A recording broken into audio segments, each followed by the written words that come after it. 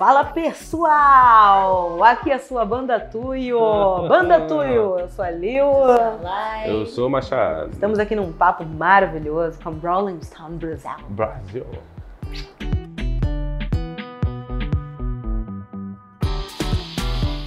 Não, eu tô descansadíssima, sabe? Olha minha pele, tá incrível. Tamo bem, pô. Não, também. Nossa, comendo, vivendo do bom e do melhor na grande cidade de São Paulo, esse ícone da América Latina. Eu tô curtindo essa fase, tô achando legal. Mas legal do que quando eu olho pra trás eu fico pensando, ufa, que bom. Com Nossa, certeza. é melhor que antes, com certeza. Melhor que antes. E eu nem tô falando de pandemia.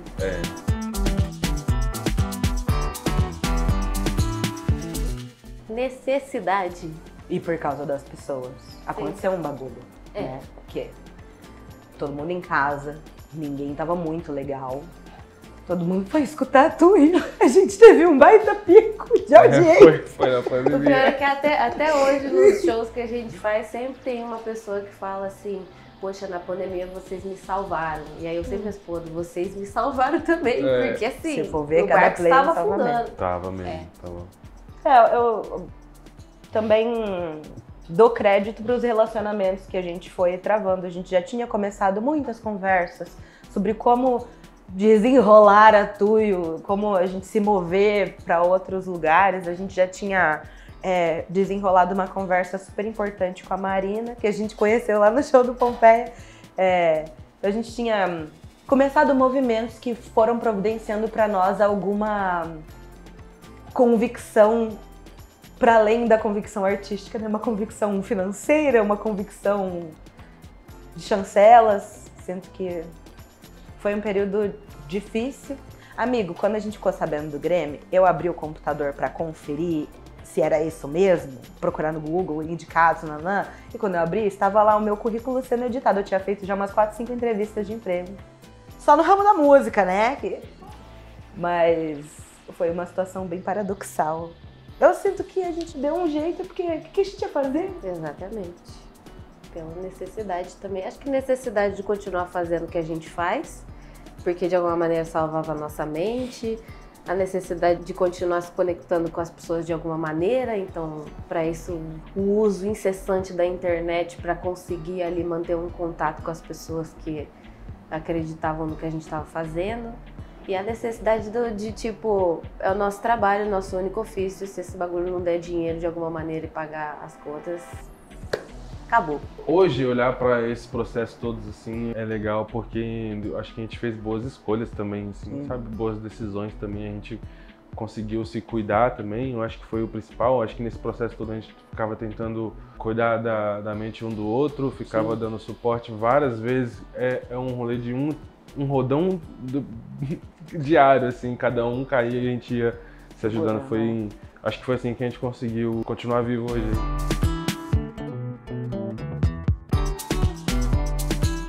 Cara, eu tenho várias teses. Uma delas é a da insistência. Acho que o tempo vai providenciando algumas coisas, né? A gente poder se dedicar completamente à música. A gente tinha 2, 3 outros empregos.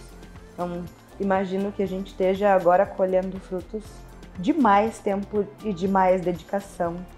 E dos anos também. Os anos vão trazendo para nós outras experiências, mais maturidade. A gente faz o tipo meio observadoras, né? Céus e terra passam, a Tuyo está lá no cantinho, fazendo várias músicas. A gente curte também muitos projetos, a gente é conhecido como uma banda que está sempre em movimento, apesar de a gente ser mais na nossa. Eu sinto que a gente está sempre ali tentando se relacionar. A gente gosta de relacionamentos, acho que isso trouxe muitas coisas bonitas pra gente também. A gente não se entender enquanto personalidades, alguém se precisa cultuar, a gente se entender parte de um ecossistema muito maior do que a Tuyo, muito maior do que o nosso tempo. Pensar na nossa contribuição para o que acontece com a música brasileira, acho que isso sempre traz coisas legais para nós, apesar de a gente ser preto, ser do sul. Me surpreendo até me ouvindo dizer essas coisas, é muito bonito perceber que a insistência opera, sim, algumas movimentações que a gente não consegue ver imediatamente, mas a longo prazo a gente consegue perceber e celebrar.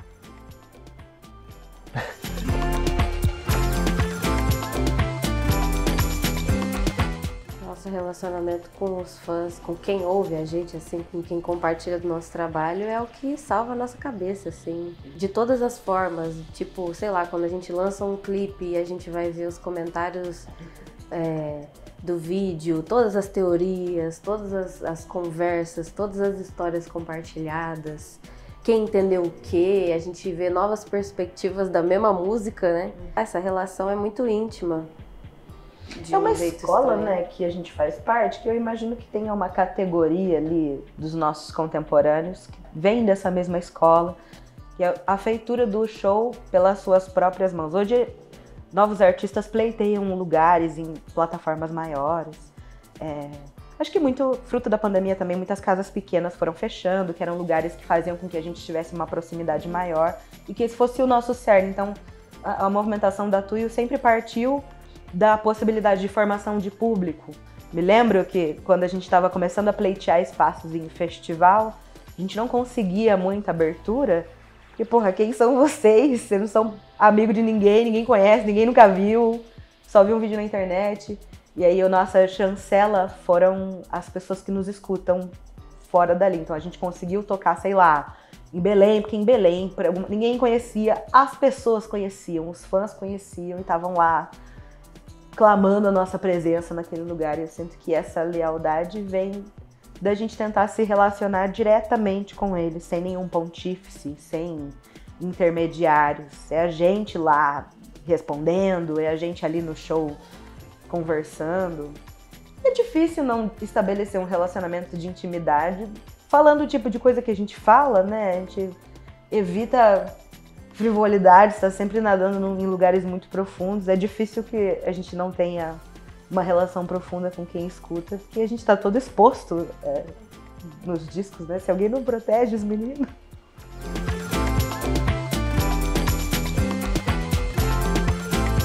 Eu sinto que a gente tá tendo mais confiança, assim. Ainda nesse rolê de público, eu acho que a gente recebe muita empatia, compreensão, assim. Eu acho que a gente vai percebendo no público também uma confiança no que a gente faz. E um respeito também nas viagens que a gente tenta fazer e nas coisas que a gente se propõe a comunicar ali. E eu acho que é isso que dá confiança no nosso som também, porque dá liberdade pra gente encontrar um lugar, encontrar referências de um gênero, estímulos de uma música de tal região, não sei. Por causa disso, do respeito que o público tem e pela curiosidade e liberdade que o público dá pra gente, a gente consegue ir explorando esses lugares com muita, nem tanta confiança assim, mas uma coisa de... Um lance de pesquisador, né? Fica mais massa ser curioso sobre isso e procurar um resultado dessa pequena janela de tempo que a gente abre em cada som que a gente tenta fazer ali. Eu acho que antes a gente fazia muito por estímulo, coisas que a gente ouvia e mesmo sem saber tentava reproduzir e deixava aquele som mexer com a gente. Eu acho que hoje a gente está buscando mais autoridade assim também, sabe? Em questão de sobre o que a gente tem para falar. Então a gente está hoje no movimento de estudar todo o nosso repertório de volta e entender o que cabeça a gente tinha naquela época para fazer o comparativo com o que a gente tem hoje de experiência, assim. Tá sendo muito bom buscar autoridade sobre nossa própria história, assim. Eu acho que estamos nesse lugar, assim. Uma parada que foi me dando segurança, acho que foi que com o passar dos anos, em alguma esfera a gente foi se transformando num adjetivo, né? Um jeito tuyo, chama tuyo, tem um quê de tuyo, essa nossa particularidade. A gente não veio de escola, né? A gente não é de belas artes nem nada do gênero, a gente aprendeu a tocar em igreja, com o que dava, com o que tinha, com o que a gente tinha acesso. E acho que isso mantém a gente sempre curioso e deixa a gente muito livre, porque é o tanto de coisa que a gente já fez, bicho. Tipo, tem colaboração lá com o Black Panther, eu escuto a faixa e falo, caralho, até que combinou pra cacete, deu certo. E a gente topa muitas coisas pelo prazer de se contradizer, de se contrariar, de fazer provocações no público. Você perdeu um tempo da sua vida lendo o tal dos comentários, tem um maluquinho que sempre comenta lá, porra, não aguento mais violão, eu quero beat. Aí tem a turma dos violão que fala, meu, vocês são tão delicadas, acho que tinha que ter menos beat, mais violão. Então eu sinto que a gente consegue oferecer uma versatilidade apesar dos nossos registros. Tipo, a gente não é uma banda de tônicas, a gente é uma banda de sétimas, de nonas, a gente é uma banda de si.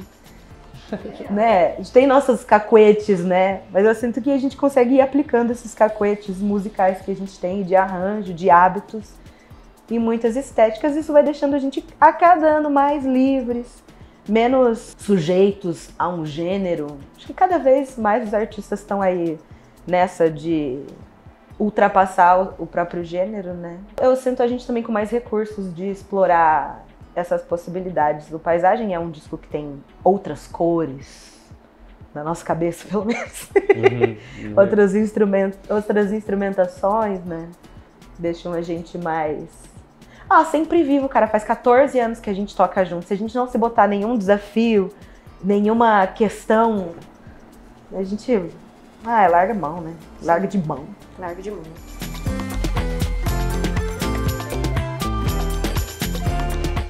Eu entendo que foi bem interessante a gente buscar essa análise da paisagem, acho que por conta o protagonismo da paisagem é o conjunto, né? A gente é banda e a gente tem essa questão de desempenhar nossos papéis dentro do nosso conjunto e o conjunto compor alguma coisa.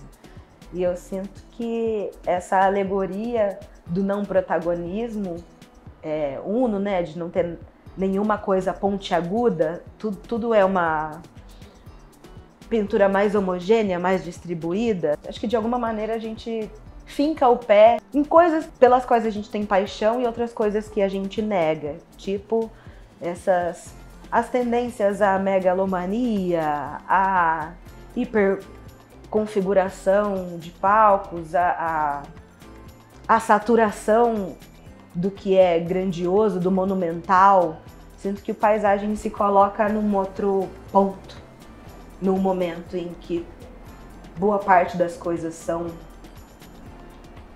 monumentais, a gente virar o pescoço do nosso público para detalhes, né? A gente é uma banda de minúcia, aí eu sinto que a paisagem também, quando a gente pensa nela enquanto, sei lá, um elemento da geografia, ela também partilha do mesmo princípio que o próprio álbum. Acho que não podia ter uma alegoria mais legal pra gente nesse momento.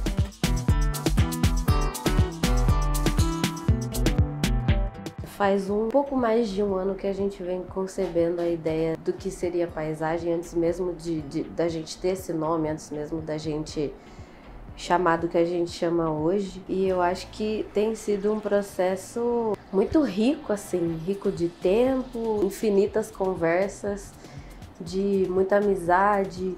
Tem dedo do Vor, tem dedo do JLZ, tem o Lucas Romero, tem nós três, a gente se arriscando um pouco mais, digo eu também, assim, me arriscando um pouco mais em produção musical, e a gente podendo entender de tipo, beleza, a gente não vai sair com uma resposta agora, vamos curtir esse processo aqui, porque dele a gente vai conseguir olhar e dizer o que é que a gente está querendo dizer, o que a gente quer comunicar. E eu sinto que o fato da gente entender isso durante o processo fez com que ficasse mais divertido, mais gostoso, mais tranquilo nas partes que era para ser tranquilo, né? Obviamente ali correndo atrás do calendário e das coisas que a gente tinha que entregar, mas de uma outra maneira que eu não tinha vivido antes, assim, a gente não tinha vivido antes um espaço desse para poder pensar no que a gente queria dizer. E eu sinto que, naturalmente, esse álbum foi se tornando muito precioso, assim, pra mim, pros meus amigos, acredito eu, assim. Com o que a gente queria dizer, como que a gente ia traduzir isso em imagem também. O lance do Walter Firmo tá envolvido, a ideia do meu amigo aqui, Machado. Pô, cara, que coisa mais... Sabedoria máxima. Sabe, Valtinho é um... E eu sinto que, para além disso, para além de ter grandes nomes, o Joca também tá, o Ed também tá, eu sinto que são memórias que eu vou levar pra vida toda, assim. O tempo que a gente passou com o Walter Firmo pra entender o que a gente queria traduzir em imagem, em cor, eu sinto que foi uma coisa preciosa, assim, que eu vou guardar na minha cabeça pra sempre, porque aquele velho é foda. Porra, Valtinho, é foda. É um chutão pro futuro, né? Eu acho que a gente juntou, tava correndo, se recuperando ali, aquela coisa pós-pandemia também, e correndo chegamos sozinhos e tal, depois a gente tava correndo, foi um momento de parar, pra onde que a gente tá indo mesmo? O que tá vamos dar uma paradinha, vai devagar, mais devagar, peraí. E foi massa ter um controle desse tempo aí, tem que ter uma autonomia braba, né, conseguir segurar, ó, a gente vai fazer novas músicas aí de tal dia até tal dia. É uma complicação conseguir esses dias e fazer eles serem focados só para aquela atividade ali, assim. Mas enfim, conseguimos. Daí quando a gente se juntou, foi uma coisa de juntar, né, o que cada um tava sentindo, assim.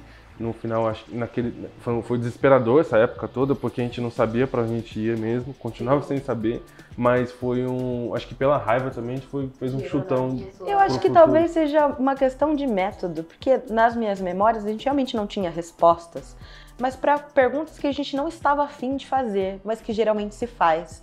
Então vamos fazer um disco, então vamos decidir de que gênero. Foda-se o gênero, tem outras conversas para ter antes disso. Vamos fazer um novo disco. Quais são as tendências? O que o pessoal tá escutando? Foda-se também, eu sou o pessoal. O que eu estou escutando? Eu também sou meu público, sabe? Não sou um metezão. Às vezes sou.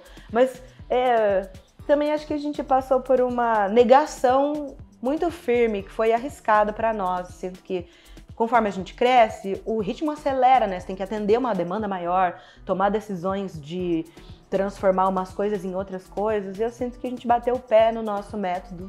Se o preço que a gente tiver que pagar para isso não atingir níveis e mais níveis de popularidade, a gente sempre foi impopular, não é um território que a gente não conhece. Hoje mais popular do que nunca. Mas eu sinto que não. Isso é muito bom, a gente não é hipócrita, né? Eu quero comprar uma casa para minha mãe, todo mundo sabe disso, digo em toda entrevista. Mas eu preciso entregar essa casa para mim, não quero entregar para outra pessoa, pra uma Lilia doidona, sei lá. Aí eu sinto que a gente fez escolhas de ritmo. Tipo essas, no nosso Song Camp, o Vora acorda junto com a gente toma um café da manhã e ele conta como era com a família dele no interior de Minas. O gênero vem às 10 da noite, depois que a gente teve 300 conversas sobre família, como é morar no interior. E são conversas que parecem conversas que não levam pra lugar nenhum. Eu lembro que eu ficava com vergonha da Livinha, porque eu pensei, nossa, ela deve estar chegando, a gente não tá fazendo nada. E aí, chegava no final do dia, a gente conseguia, a partir dessas reflexões, trazer canção maturada. Uma canção que é fruto de um diálogo, não é fruto de uma tese solo. Ela é fruto de oxigenação. Ficou ali aquele tema há um tempo. E a gente tem essa fé, né? A nossa ideologia basicamente está toda apoiada na passagem do tempo e no que ele opera. Sobre nós, sobre a nossa obra. Então eu sinto que a gente abriu mão de um processo mais veloz e mais conectado à tendência para atender o nosso próprio ego, atender a nossa vaidade de poder fazer uma parada com alguma lentidão num momento tão veloz, né? De tudo ser meio veloz. Então, acho que o processo teve muito mais a ver com o método em si. Eu sinto que a gente louva o método, o disco fala sobre esse método mais do que uma tese. No Pra Curar e no Chegamos, no Pra Doer, a gente tem um objeto de análise, né? A gente analisa a angústia, a perda, a dor, é uma análise honesta, o mais franca possível. E eu sinto que o nosso objeto mudou pela primeira vez, acho que na nossa trajetória, quando a gente assina um disco, nosso objeto hoje é outro.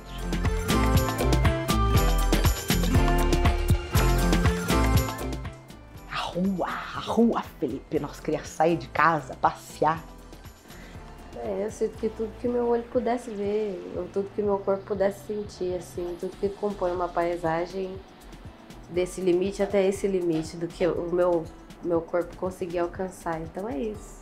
Rua, fora, dentro. Foi o momento em que a paisagem passou a ser mais externa do que interna, assim. Acho que a gente passou tanto tempo internamente, assim, que eu sinto que paisagem é tudo que tá fora da minha pele, assim. A gente anda num rolê com praia também, né? Praia é bom demais, não tem tempo ruim na praia, não. O oceano é um infinito de alegorias, né? É difícil que o oceano não vá provocar um disco.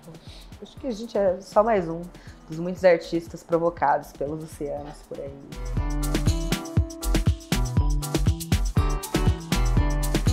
Acho que o lance do baixo astral não parece, mas a gente é grandes debochados, né? A gente tem um senso de humor assim, do nosso jeitinho. E acho que o baixo astral, ainda a gente, não sei, de alguma maneira recuperar essa ideia de que o nosso som é um som triste, ou pra gente triste, simplesmente porque ele toca em tabus, né? Assim, a gente fala de morte, gente, não é um tema mole, não é um tema fácil.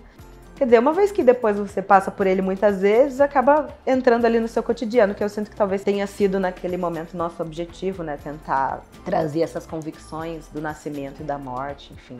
Nós somos os únicos, não seremos os últimos. Mas a coisa do upbeat também tem a ver com as nossas pesquisas, o fato da gente ter tido no universo digital uma possibilidade de enriquecer o nosso som para além dos violões.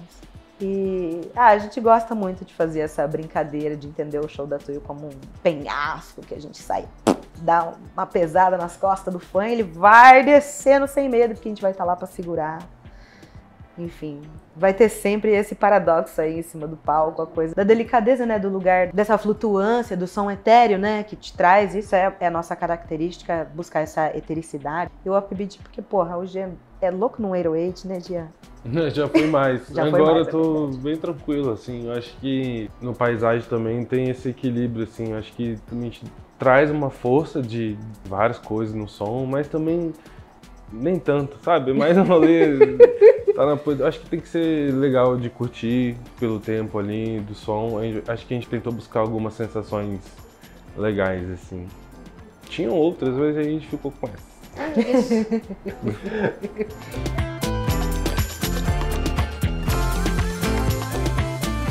É bom demais, né? Eu sinto que não tinha outro jeito. A gente tinha que falar das coisas que estavam atormentando ou angustiando a gente, tirando o sono, e eu acho que a gente encontrou nos fãs ali um respaldo. Assim, eles também precisavam conversar sobre as coisas que estavam tirando o sono. E não tinha outro jeito, assim, não tinha terapia na época, não tinha nada. Então tinha música, tinha um violão, tinha um caderno, tinha uma caneta e tinha nós. Aí eu sinto que, dentre outras ferramentas que a gente conseguiu ali ter acesso e manusear a nosso favor, a favor do nosso bem-estar, da nossa cabeça em dia, mas continua sendo, assim, um dos melhores dialetos, assim, para mim, para nós, pra gente conversar sobre coisas que parecem difíceis, mas não, na verdade não são. Coisas que, sei lá, um pai e uma mãe não se sentem à vontade para conversar, mas que numa música parece que de repente, nossa, fica super fácil de dizer, ou de se emocionar, ou de se sentir tocado, sabe? Sinto que isso facilita alguns processos, tanto para nós quanto para o pessoal que ouve a gente. Dando até um pouquinho mais de distância, acho que tem esse lance do direito à abstração, né? A gente acompanhou politicamente muitas mudanças nos acessos. E aí eu entendo que a gente também persiste na ideia de provocações na abstração. A gente tá dentro do que a gente chama ali do espectro maior desse entretenimento, a ideia de providenciar para pessoas em momentos de lazer um sabor de qualquer outra coisa que não esteja conectado diretamente com a carteira de trabalho dela, enfim, ela ser alguma coisa para além, ultrapassar aquilo ali. Mas eu sinto que a gente permanecer na canção tem a ver com a gente compreender também que está aí na contramão, fazendo um trabalho assim de guerrilha, de permanecer provocando nas pessoas essa sensação do uso da metáfora, de sair do ambiente literal, de sair do ambiente factual.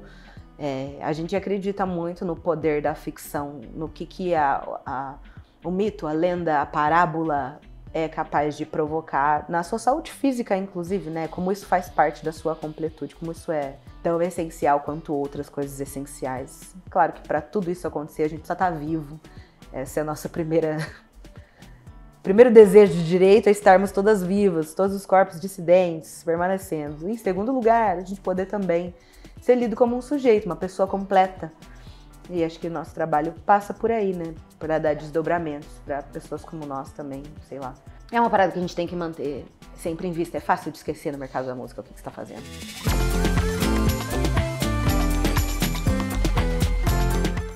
Bicho, se eu te falar que essa canção surgiu da gente assistindo vídeos e mais vídeos intermináveis de rave de Arrocha, a gente ficou nessa assim. O Vora acordou nesse dia, poxa, ele tava com a porca, a gente já tava bem livrinho, né? Era metade da semana a gente já tinha resolvido paisagem, já feito outras canções.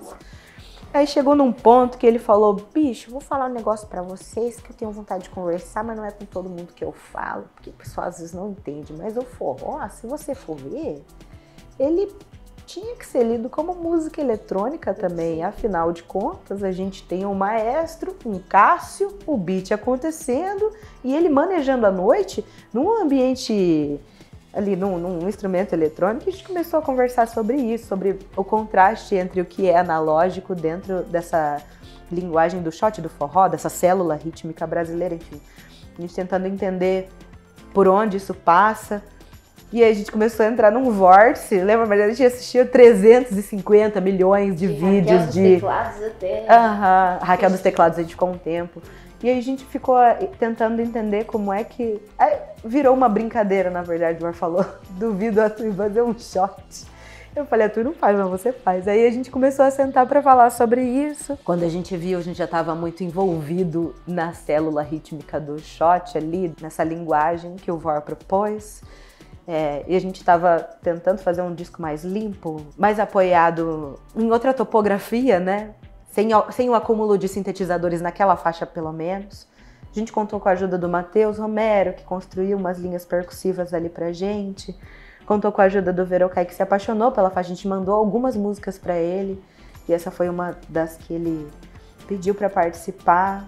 A gente tava assim... Seu Verocai, com licença, o senhor pode, por favor, providenciar um arranjo? Ele falou, ei, irmãos, vamos fazer esse feat, vamos colaborar. A gente ficou, obviamente, muito vaidosas. E aí ela foi ganhando novas cores nesse processo, não foi uma decisão que a gente tomou. Mel, acho que a gente precisa fazer um grande clássico, né? Eu sinto que as coisas foram se desenrolando. A gente olhou pra faixa, gostou do que viu.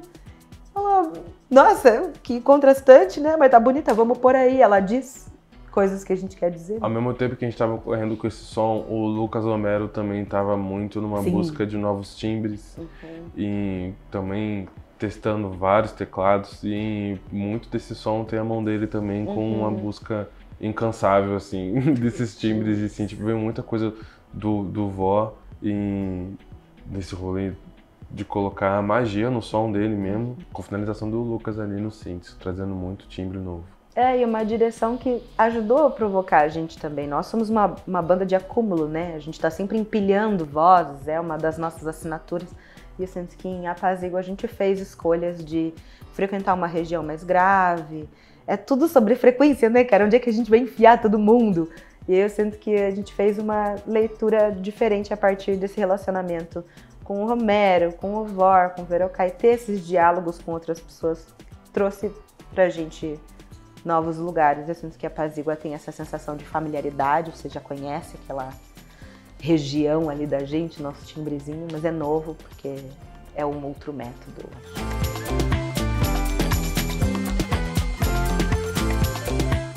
O papo foi direto. A gente já sabia o que a gente queria, a gente já tinha imaginado a voz da Lued na música, a gente já tinha imaginado como seria o timbre do Joca na canção também, devagar. O Joca, a gente mostrou a música pra ele. É verdade. A gente tava falando assim, e aí, irmão, seu disco? Ele falou, não, tá saindo, cara. E o seu? Não, também tá saindo. Aí ele mostrou um pouquinho do nosso, a gente mostrou um pouquinho do dele. Quando a gente mostrou devagar, tinha uma parte que a gente ainda não tinha gravado voz. Bicho, ele começou a rimar, lembra? Sim. Taca, taca, tal, taca, tal, taca, tal. Eu falei, a gente meio que foi provocado por ter visto ao vivo como ela sairia, né? Mas a Lued a gente ouviu, porra, do além, né? A voz dela. Eu lembro que eu mandei no zap a conversa pra ela, nós tava no meio de uma fofoca que eu tinha pra contar. Aí eu lembro que a gente trocou o bounce por uma fofoca. Ela falou, eu te mando o bounce agora se você terminar de me contar a história. Aí é uma conversa cheia de mensagens apagadas e um bounce. É fruto também da nossa amizade, né? Do nosso companheirismo. A Lued é uma artista com a qual a gente sempre pôde contar. Que nos oferece, assim, mais do que chancela, uma amizade genuína, alguém que olha por nós, que presta atenção no que acontece com a gente, que deixa a gente fazer parte de alguma maneira em alguma esfera da vida dela também. Fazer esse disco entre amigos também foi bem legal. Com o Joca não é diferente, a gente troca mensagens para além da música. oferece conforto um pro outro. Foram colaborações bastante pautadas em relacionamento mesmo, assim. E geralmente a gente colabora e se relaciona depois. Sinto que nesse disco a gente fez o contrário, né? Só chamou os pars.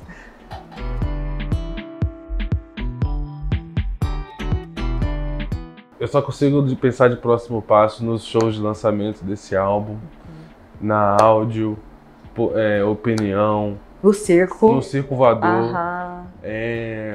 em vários outros lugares. Assim, minha vida tá sendo ensaiar esse disco. Eu acordo, penso em como tocava e olha assim, lá, fico estudando lá o teclado, o negócio, vários desafios legais. A gente tá se colocando em lugares bem vulneráveis, assim, pra executar esse show. Tá muito difícil, mas tá muito fácil também. Tipo, é a gente ali nesse show, 100%, mas fazendo coisas que não estamos acostumados a fazer. E eu acho que a gente vai, já nos primeiros shows, entregar tudo. E eu não sei o que vai ser isso tudo, mas vai ser o nosso tudo. Então eu acho que é o próximo passo que eu só consigo pensar. É isso aí.